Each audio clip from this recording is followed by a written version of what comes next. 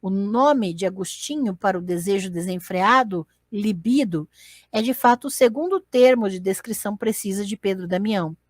A libido também é um fogo furioso, assim como a loucura, o veneno e a infecção.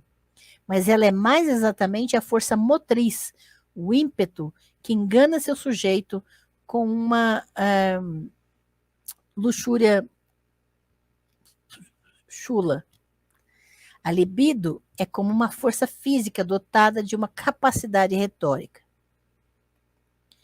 Ela apresenta o prazer físico de um único órgão, o prazer momentâneo da ejaculação, como suficientemente atraente para deixar de lado todo o resto. A atração louca do desejo insubordinado tornou-se de alguma forma articulada.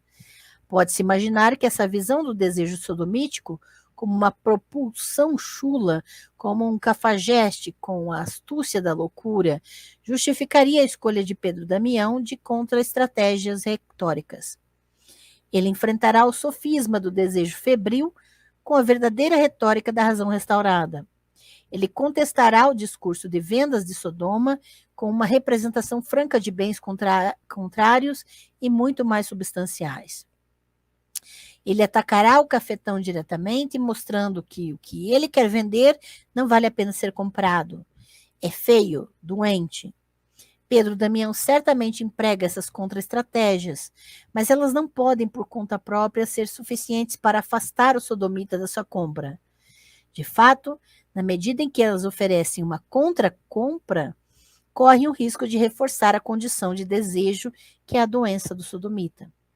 Uma oferta alternativa pode ser apenas um prelúdio para o que é realmente necessário, ou seja, uma longa terapia. O fato de que a vida de uma pessoa requer a graça divina é claro, mas ela deve aplicar a graça com precisão e persistentemente sob as condições de um convertio morum, uma virada da economia do desejo de volta à subordinação legal. E esse é um argumento forte em Pedro Damião. Superar a desordem do desejo no sodomita significa reconhecer que seu vício está aliado a outros pecados, outras formas de luxúria, é claro, mas também outras classes de pecados não imediatamente reconhecíveis como seus irmãos. Pode parecer bastante fácil vincular o pecado dos sodomitas ao problema maior da venda de cargos na igreja. No entanto, Pedro Damião frequentemente coloca a falta de castidade clerical e a avareza juntos. De fato, ele insiste que elas devem andar juntas, não apenas como deformações da vida da igreja, como ameaças à ordem da igreja, mas como pecados com nomes bíblicos, com antecedentes específicos nas escrituras.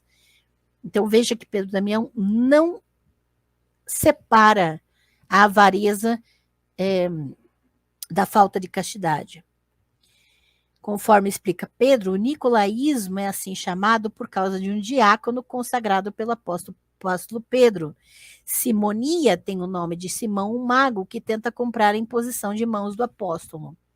O nicolaísmo e a simonia são pecados que levam o nome de figuras do que se considera o início da história da igreja. A sodomia tem o nome de uma cidade gentia do Antigo Testamento, segundo Pedro, tá? Segundo Pedro Damião.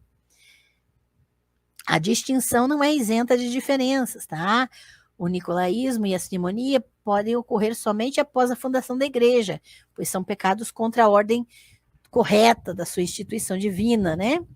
Como eles entendem isso. A sodomia é um pecado mais antigo e profundo, um pecado não contra a instituição, por mais divina que seja considerada, mas contra a ordem da própria criação. Há também uma diferença de persistência. A simonia é um pecado mais recente e punido nas escrituras somente por meio da dor prometida. Pedro prediz a Simão que ele sofrerá por sua maldade. Simão pede as orações de Pedro. O nicolaísmo pode parecer, para leitores simples, ser sancionado por certas passagens do Novo Testamento, de modo que não merece punição. Mas a sodomia foi punida muito antes, de fato, de forma terrível.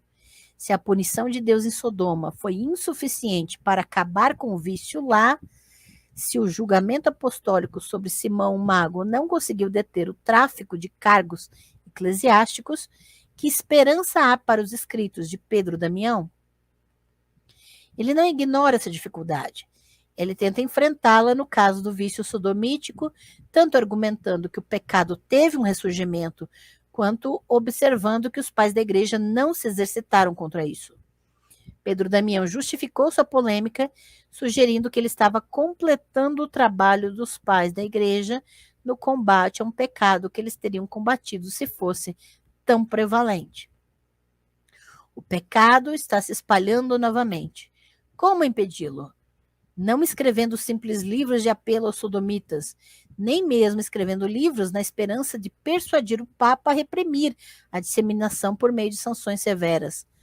Um vício invisível e antigo, enraizado na profunda desordem do desejo, armado com seus próprios livros de uma retórica paternalista, ligado à antiga desordem da ambição avarenta, tal vício só pode ser combatido por um livro que insista urgentemente na confissão de pecados ocultos, na rejeição de livros corruptores, na destituição de cargos remunerados e em uma penitência permanente. Mas um livro que defenda tais medidas parece abandonar a esperança da terapia pela certeza da punição e do confinamento.